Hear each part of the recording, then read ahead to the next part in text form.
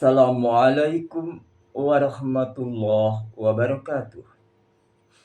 Innal hamdalillah nahmaduhu wa nasta'inuhu wa nastaghfiruh wa na'udzu billahi min syururi anfusina wa min sayyiati a'malina may yahdihillahu fala mudhillalah wa may yudlil fala hadiyalah.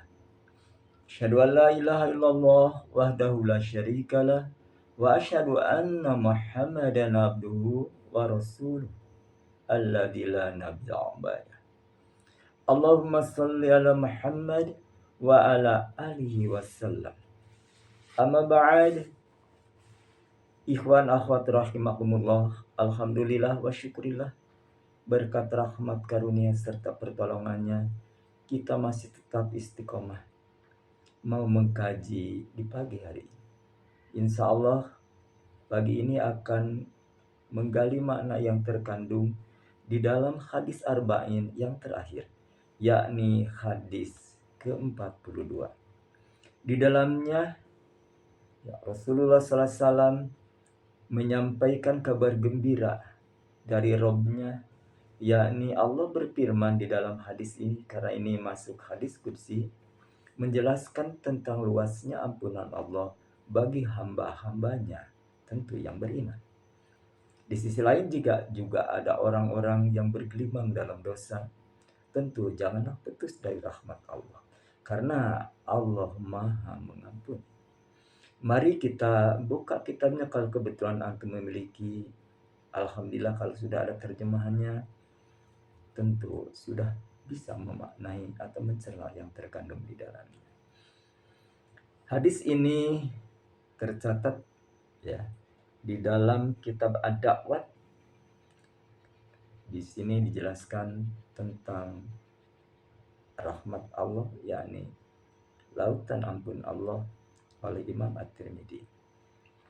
Bunyinya an Anasin radhiyallahu anhu qala sami'tu Rasulullah sallallahu alaihi wasallam yaqul qala Allah tabaraka wa ta'ala ya bna Adam innaka ma da'watani wa rajataini ghafartu laka ala ma kana fika wala ubali ya bna Adam la balaghat dhunubuka ananas samai thumma astaghfartani ghafartu lak wala ubali ya bna Adam innaka law ataitani biqurabil ardi khataya thumma laqitani la tusyriku bihi syai'a la utaituka biqurabiha maghfirah.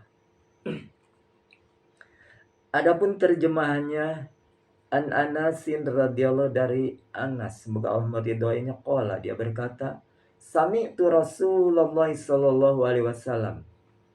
Aku telah mendengar Rasulullah SAW yaqul bersabda, qala Allah tabaraka wa ta'ala, telah berfirman Allah yang Maha Mulia, ya bna Adam, wahai anak Adam, innaka matar'atani warajtani, apabila, nah ini ya, wahai anak Adam, selagi engkau meminta dan berharap kepadaku, ya, ghafartu laka ala ma kana fika, tentu aku akan mengampuni dosamu yang telah lalu. Walau bali, dan aku tak peduli. Ya bna Adam law balaghatil dzunubaka ananas samai sumastaghfirtani ghafartu lak.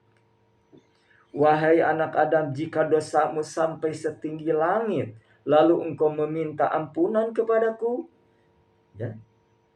Di sini dijelaskan ghafartu laka, niscaya aku akan mengampuni. Wala ubali, dan aku tak peduli. Ya bna Adam innaka law ataitani biqarabil ardi khataya ya thumma slaqitani la tusyriku bi syai'a la utaituka biqarabiha maghfir. Wahai anak Adam, ini yang terakhir yang betul-betul yang harus kita bangga dan berharap bahwa Allah jelas-jelas ini memberikan satu ampunan yang betul-betul. Wahai anak Adam, jika engkau datang kepadaku dengan kesalahan seluas bumi, maaf, seluas langit, ya, niscaya akan aku datang kepadamu seluas bumi. Maaf, ada koreksi ini. Jika engkau datang kepadamu dengan membawa dosa seluas bumi, lalu engkau meminta kepadaku tanpa menyekutukan kepadaku, niscaya aku akan datang pula dengan ampunan sepenuh bumi. Betapa bangganya kita jadi orang yang beriman, dikasih harapan besar. Setiap orang bisa kembali kepadanya lepas dari segala dosa. Jika saja benar-benar kita mau memohon ampunannya, bukan hanya di bibir saja, tapi hati sudah betul-betul melakukan penyesalan yang dalam ketika kita melakukan dosa di masa lalu. Lalu apa? Kita mengadakan perbaikan di semua lini kehidupan. Lekatri, berbagai sisi kehidupan diperbaiki. Tidak hanya sebatas tadi diucap, apalagi dinyanyikan. Mohon ampunan kepada Allah harus benar-benar, harus mengikuti cara, ya, yang diperintahkan Allah kepada kita. Allah Subhanahu wa taala memerintahkan kita untuk yang pertama, poin pertama ini memohon, berdoa, berharap tentang berbagai kebaikan tentu, baik di dunia maupun di akhirat. Kebaikan dunia tentu melangkum berbagai kebutuhan hidup. Kebutuhan hidup tak lepas dari sebagai bekal untuk menempuh jalan untuk mencapai ridhonya. Itu yang terbaik. Tapi jika kita menempuh hidup di dunia ini hanya sebatas tuntutan hidup dan tidak berpikir untuk akhirat kalau rugi, maka untuk hal ini Allah mengingatkan hambanya agar selalu berharap tentang rahmatnya, tentang ampunannya. Juga tentang hidayah yang harus kita dapatkan agar membimbing kita setiap ucap gerak langkah kita ke arah yang tepat. Sebaliknya orang-orang yang bergelimang dosa, jangan putus dari rahmat Allah. Ini Allah memberi kesempatan yang sangat luar biasa bagi orang-orang yang betul-betul merasa masa lalunya kelak. Maka dari itu tutup lembaran hitam itu, buka lembaran baru dengan yang betul-betul, ya, sepenuh hati. Jangan sampai kita hanya sebatas menyesal tapi tidak ada perbaikan ini. Dan yang terakhir, barangkali satu ucapan yang terbaik adalah dibuktikan dengan amal hingga ajalnya tiba. Ya. Di sini ada dua poin yang tadi disebutkan. Bagaimana berdoa? Kita paham semua diseru dalam ayatnya yang sudah kita paham dan kenal betul. Ya. Uduni astajib lakum. Mintalah kepadaku, niscaya aku akan memperkenankan doa. Para ulama bisa membagi, setelah kita berdoa, bisa ada doa yang langsung dikabulkan, itu hak Allah. Dan itu rizki yang memang harus kita syukuri, kita nikmati. Tapi yang dikhawatirkan adalah ketika doa kita seketika dikabul, apakah ini hanya untuk memanjangkan kelalaian kita, dosa-dosa kita yang tidak terasa atau dilupakan. Tapi mudah-mudahan yang kita harapkan adalah ketika doa disampaikan kepada Allah, kemudian ada jawaban, yang pasti itu anugerah kasih sayang dari Allah bagi orang-orang yang betul mendapatkan. Tapi ada juga orang yang berdoa sudah berulang, ya bahkan berjuta barangkali, belum juga Allah memperkenankan. Menurut para ulama ada dua sisi yang harus kita pahami.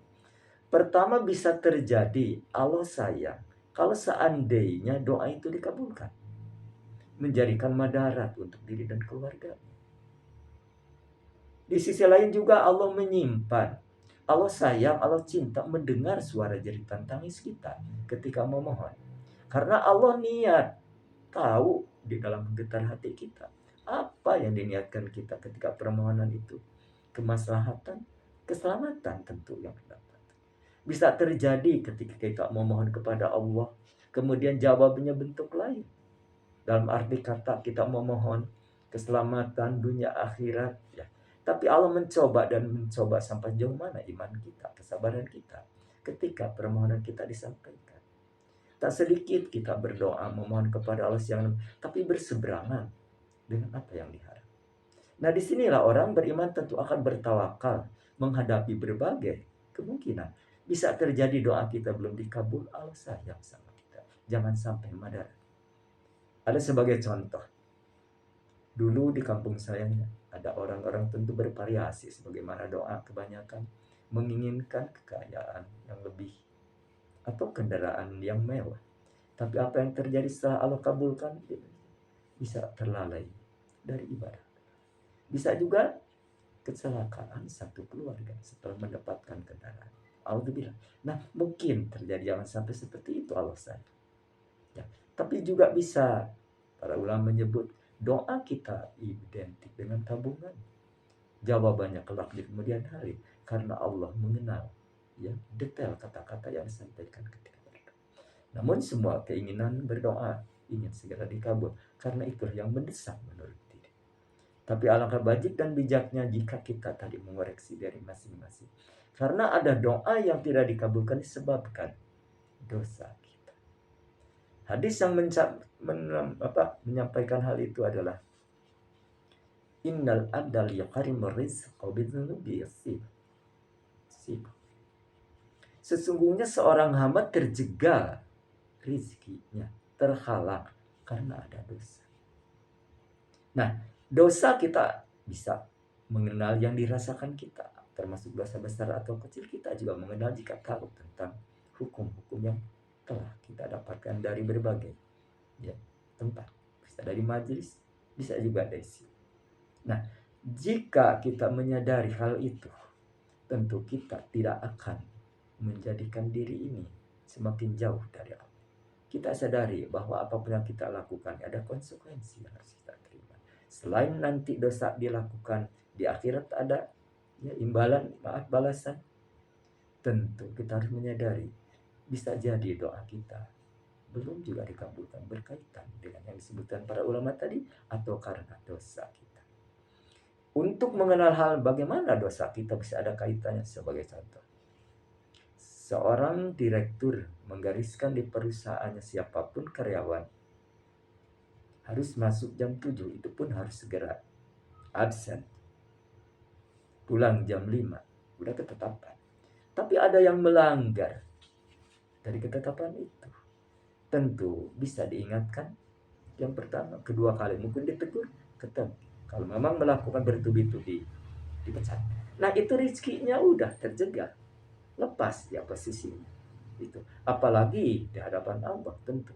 Sekecil apapun dosa jadi malapetaka buat diri. Oleh karena itu, maka dari itu Allah dalam sunnah Rasul ini dijelaskan dalam hadis qudsi bahwa selama kita masih berharap, berdoa, memohon kepada Allah dan mohon ampunan, Allah memberikan rahmat, keluasan yang sangat. Namun ada tata cara tentu yang harus ditempuh. Cara berdoa. Karena doa ini desain Allah sudah disediakan. Allah yang memerintahkan berdoa kepada hamba-Nya. Allah yang memberikan tata cara berdoa itu sendiri agar bisa diperkenankan. Kan? Ketiga, Allah lah yang memberikan balasan atau apa yang kita minta. Minta sesuatu Allah beri, minta ampunan juga beri. Maka dari itu mari kita renungkan ya di dalam surat Al-A'raf ayat 55 ini tata cara berdoa kepada Allah. Jangan sampai menyimpang dari hal tersebut. Karena bagaimanapun ini itulah bisa juga terjadi sebagai jawaban bahwa kita berdoa belum dikabul karena tata cara tidak mengikuti syariat. Di dalam surat Al-A'raf ayat 55 dijelaskan a'udzubillahi minasyaitonirrajim ud'u rabbakum tadarruan wa khufyatan innahu la yuhibbul mu'tadin.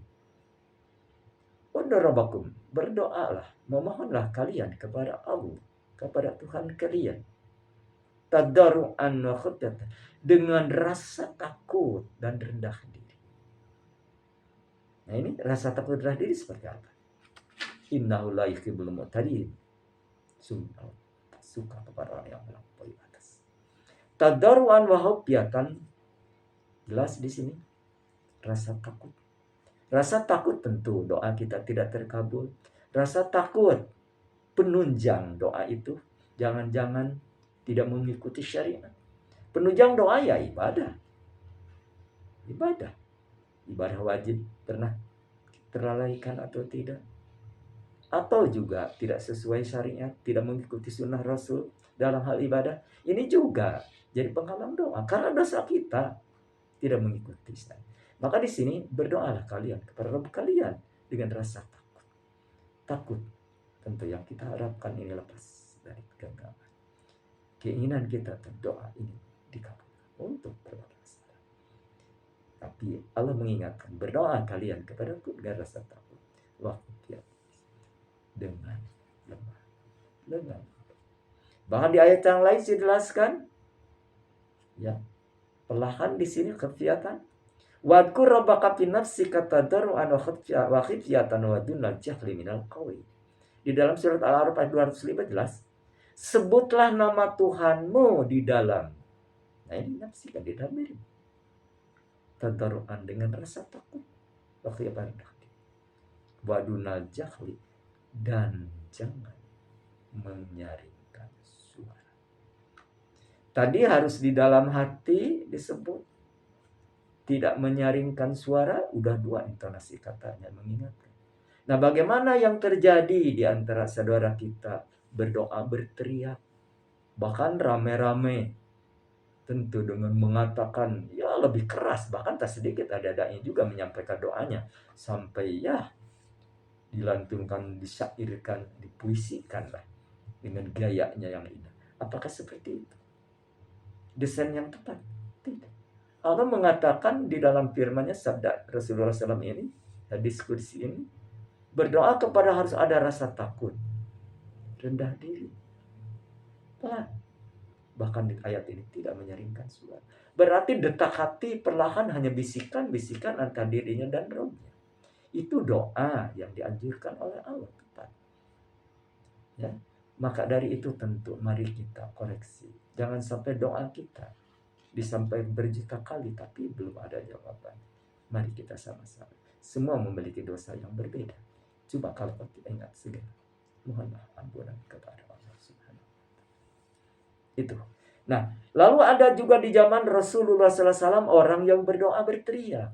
Para sahabat pernah mengatakan, kami ketika naik ke bukit ya, mengucapkan Allahu Akbar, begitu juga turun kami mengucapkan. Itu Rasulullah SAW mengingatkan dengan ucapan-ucapan berteriak itu, walaupun memuji Allah, menyanjung setinggi-tingginya, menyadari keluar dari hati nuraninya. Tapi Rasulullah SAW menjelaskan, ya ayuhan nas, wahai manusia, arbi'u ala anfus, kasihanilah diri kalian. Fa innakum la tar'una as-sama wa la ghiban. Maka sungguh Rabb yang Tuhan seru itu oleh kalian bukan orang yang dan buta. Tidak. Allah ini tidak buta, tidak tuli. Mendengar apa yang diucapkan. Innamat tad'una sami'an basir. Allah ini yang kau seru adalah Maha mendengar dan Maha melihat. Jadi jangan sampai mengatakan berteriak, karena Rasul mengatakan sesungguhnya Allah itu yang kalian seru itu tidak ya, tuli dan tidak gaib. Dalam arti kata, poinnya di sini tertulis seperti kita mengatakan sesuatu Allah mendengar, kita mengerjakan sesuatu Allah melihat. Itu bahasa yang Allah ini tidak gaib. Menurut hadis ini menjelaskan tentang tadi.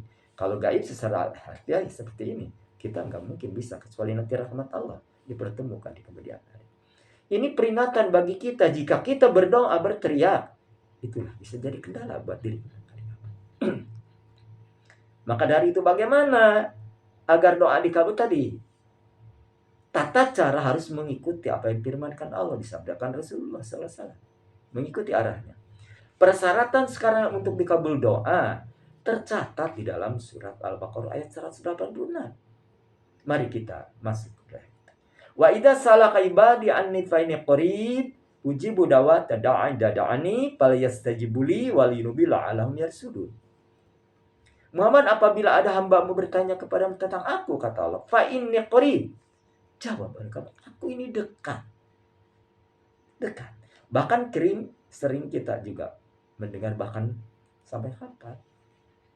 Nahnu aqrabu ilaihi min hablil warid. Kami ini lebih dekat daripada urat lehernya. Nah, itu kedekatan Allah secara non fisik dikatakan seperti itu. Artinya dengan berbisik, dengan getar hati aja udah tahu. Bisikan apa? Kau bisa berteriak-teriak memohon kepada Allah rame-rame seperti itu. Allah yang maha tahu tentang getar hati kita. Sampaikan apa yang jadi masalah. Memohon kepadanya tentang kebaikan-kebajikan yang harus kita hadapi dalam kehidupan ini untuk menggembleng diri ini dan keluarga.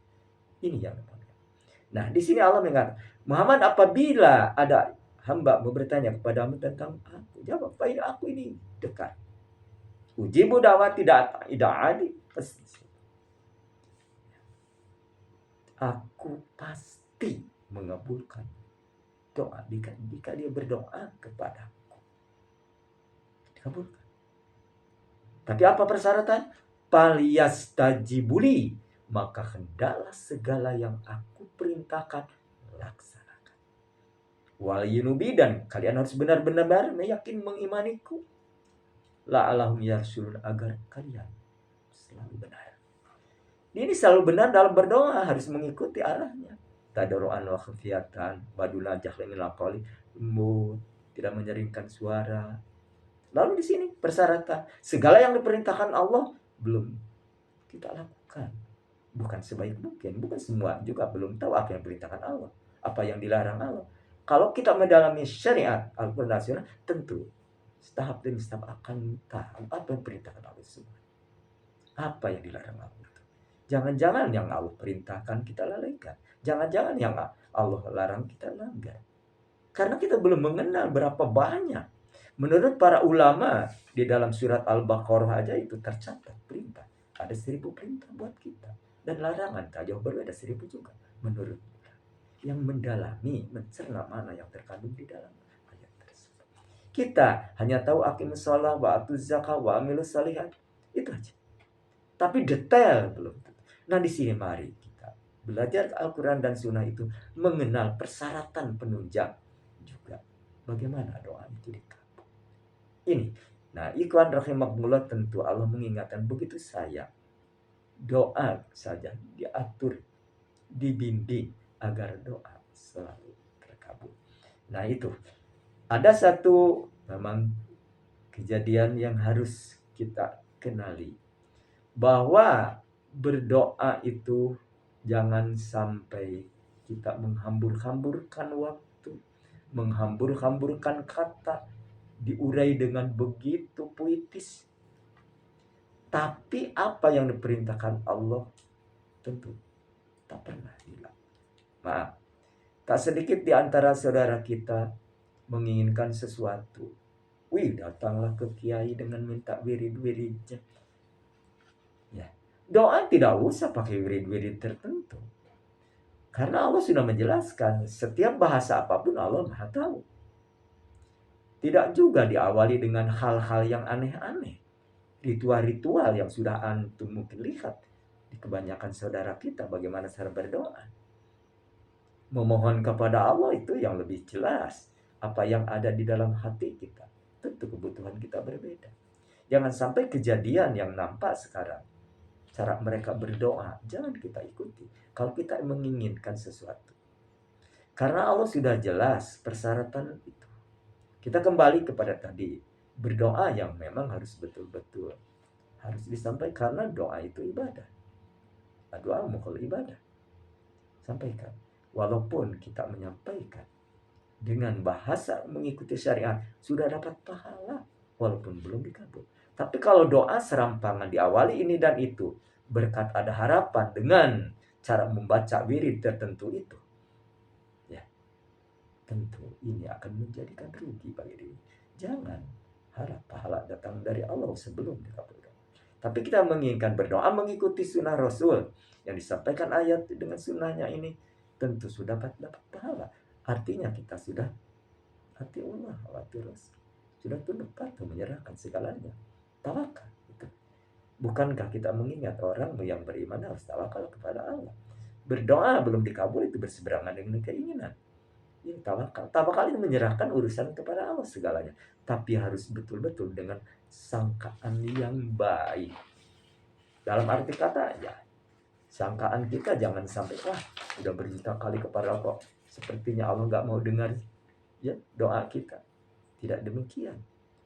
Allah Subhanahu wa taala sudah menjelaskan ya, di dalam hadis qudsi juga dijelaskan oleh Imam Ahmad dari Anas radhiyallahu menjelaskan, anna Nabi sallallahu alaihi wasallam, sungguh Rasulullah SAW telah bersabda, yaqulullah ta'ala, Allah Ta'ala telah berfirman, ana inda dhanni 'abdi bi, aku menuruti prasangka hambaku tentang aku, wa ana ma'ahu, dan aku akan bersamanya, idza da'ani, apabila dia berdoa kepadaku. Itu Allah akan dekat mendengar suara batin kita, maksud kita, lalu penunjangnya apa saja Allah tahu. Jadi berbagai kemungkinan yang paling banyak adalah doa. Selain tadi disebutkan, tata cara harus mengikuti. Kalau tidak mengikuti, ya terjegal. Kedua tadi, yang harus kita pahami adalah penunjang doa itu sendiri. Apakah kita di dalamnya ada pelanggaran atau tidak? Karena persyaratan tadi, falyastajibu, lakukan segala yang aku perintahkan.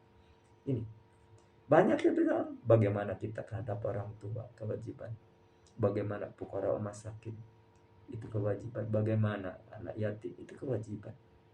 Sudahkah kita sampai sejauh mana memikirkan mereka?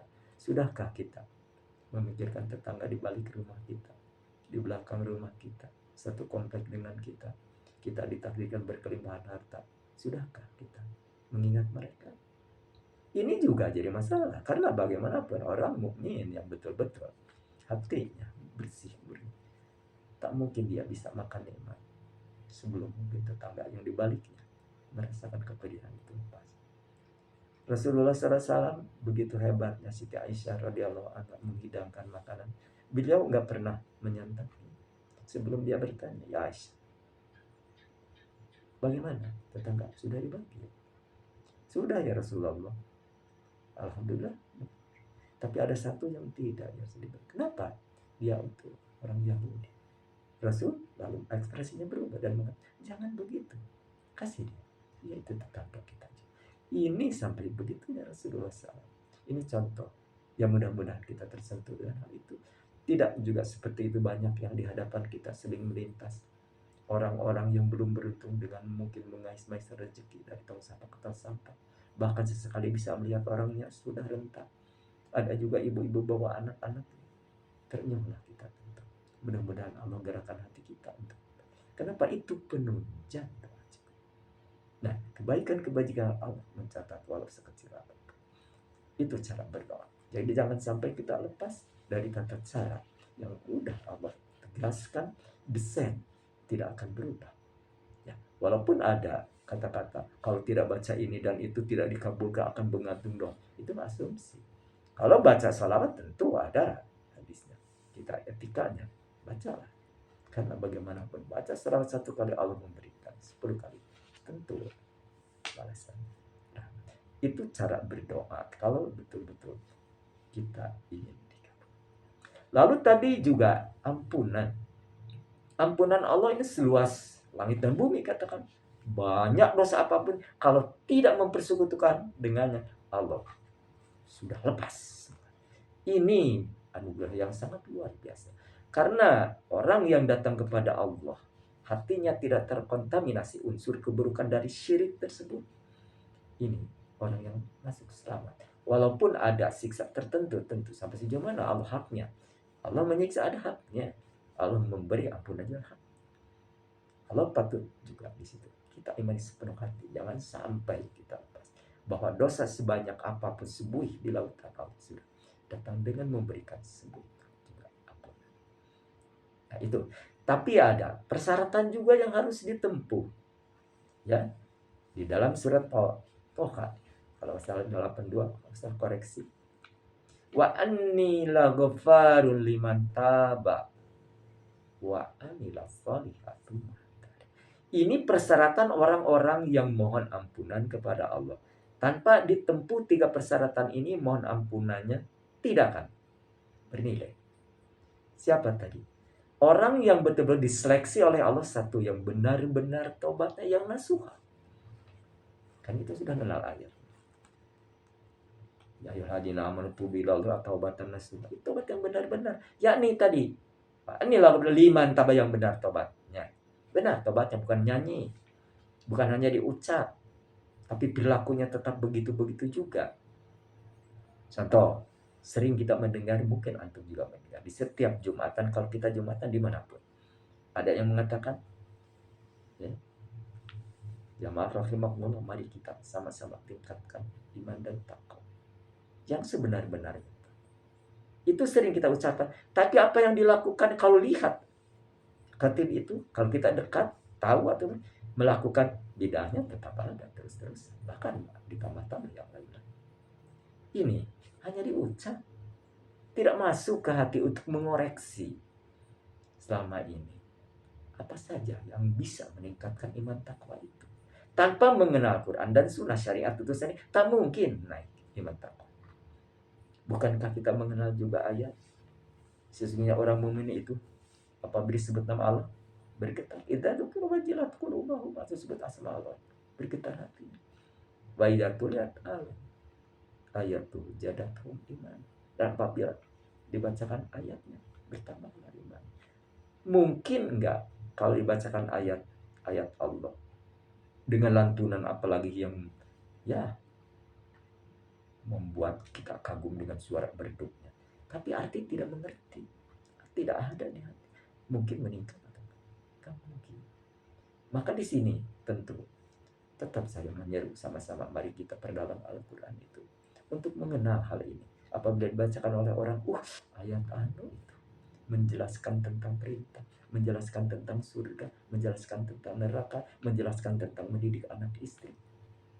Ya, apa juga getar hati yang buruk itu masuk, ada iri, ada dengki, ujub, sudah. Mungkin begitu. Nah, itu. Jadi betul-betul Allah mengingatkan di dalam surat Taha ayat 82. Jelas. Wa ini baru liman taba yang benar tobatnya. Wa amilus solihat. Nah ini peningkatan kualitas amilus solihat. Amilus solihat merangkum syariat luas sekali. Selain wajib yang dilakukan sebagaimana rutinitas kita, yang nawafil juga, yang sunnah-sunnahnya terlepas karena kita belajar ingin dicintai Allah. Selain itu ibadah sosialnya juga ini perbaikan-perbaikan yang luar biasa.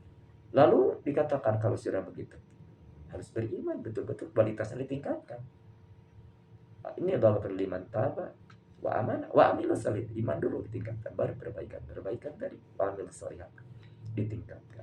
Summa tada. Nah, dari 3 poin ini tadi, ya, benar tobatnya berarti menyesal, tidak mengulangi lagi, ada keinginan untuk berubah, terus perbaikan di sumalin kehidupan alikapri, kebajikan ditingkatkan.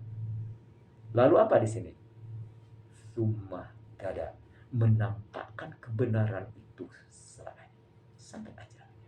Itu baru tobat nasuh, baru betul-betul mohon ampunan yang benar-benar akan diterima. Lepas dari itu, penyesalan apalagi tidak ada, perbaikan tidak ada, hanya nyanyi aja melulu, ya, dengan dilantunkan dengan syair-syair yang indah, jangan harap bisa mendapatkan anugerah dari Allah Subhanahu wa taala. Nah, itulah ikhwan. Jadi jangan sekali-kali kita mengikuti kebanyakan orang dalam tata cara ibadah, karena tak sedikit di antara mereka banyak menyesatkan. Bukankah kita tahu di dunia masa bermunculan laksana jamur di musim hujan, dai-dai yang menyesatkan. Antum sudah tahu. Dari mana kita tahu sesat mereka? Ya kita standarisasinya ada di Al-Quran dan Sunnah. Alhamdulillah kita hafal. Secara logika aja kita bisa menerima atau tidak. Jika kita berpikir menganalisis apa yang diucapkannya, ke arah mana? Menyesatkan, meningkatkan iman takwa, atau menjadi kita bingung. Itu. Nah, ada mungkin jamaah yang bertanya, Ustaz, saya bingung. Kata ulama anu A, kata ulama anu B, C, dan macam-macam tentang satu masalah. Saya itu harus bagaimana? Gak usah takut, gak usah khawatir tentang itu. Klarifikasi sekarang mudah gampang. Apakah amalan yang dia ucapkan itu selaras dengan Al-Quran atau tidak? Atau sunnah Rasul yang itu kedua. Ini gampang, nanti kalau kita mengoreksi dengan Quran dan sunnah, kelihatan siapa di antara mereka yang mengikuti sunnah Rasul itu, yang menghidupkan sunnah Rasul itu siapa, yang jauh dari sunnah Rasul itu siapa, dan ahli bid'ah itu siapa, tahu nanti kita. Ya, nah itu cara mengoreksi, klarifikasi, gampang sekarang. Quran sudah ada terjemahannya, bahkan tafsirnya juga gampang sekarang, tinggal klik-klik, gak usah ke perpustakaan. Koreksi diri ini, apakah selama ini yang kita lakukan dalam ibadah sudah lurus, sesuai dengan syariat? Begitu juga dalam berdoa, sudah sampai sebagai firman Allah dan Rasulullah tadi. Atau juga ya dalam pelaksanaan syariat itu, apakah penuh dengan pendapat-pendapat, idola-idola, kata-katanya yang indah, atau banyak-banyak. Ini, jangan sampai ibadah kita standarisasinya baik dan bagus, tapi harus baik dan benar. Kembali tadi, ampunan dari Allah sangat luar biasa bagi hamba-hambanya yang beriman. Satu lagi hadis yang saya akan sampaikan di sini adalah hadis qudsi juga, yang betul-betul yang mungkin antum juga sudah paham. Rawinya dari Abu Musa al-Asy'ari, tercatat di Imam Bukhari, Muslim juga kitab yang lain Imam Ahmad. Inna Allah azza wa jalla yabsutu yadaku bil lail liyatuba musii'un nahar. Sungguh Allah melebarkan tangannya ya di malam hari, memberi kesempatan kepada hambanya yang berdosa di siang hari. Wa yabsutu yadaku bil nahar liyatuba musii'ul lail. Begitu juga Allah melebarkan tangannya di siang hari, memberi kesempatan orang yang berdosa di malam hari. Hatta tatawal syams min maghribiha. Jaraknya, waktunya hingga matahari terbit dari barat. Ini kesempatan yang luas bagi kita. Manfaatkan. Allah memberi kesempatan ya, untuk hambanya yang berdosa sebanyak apapun. Apalagi ditakdirkan Allah kita tidak sebagaimana digambarkan sebuah lautan. Ini kesempatan emas, mumpung. Karena dosa-dosa di siang hari itu tak terhitung. Apalagi bagi orang-orang yang biasa kebiar di waktu malam, betapa dosa yang paling baik. Tempat-tempat keindahan, kenikmatan di malam hari dinikmati dengan begitu. Ya, terang-terangan ditampakkan kepada kita bagaimana setan menghiasi kenikmatan itu agar manusia lupa ya untuk mengampunan karena terlena dengan kenikmatan. Nah, itu.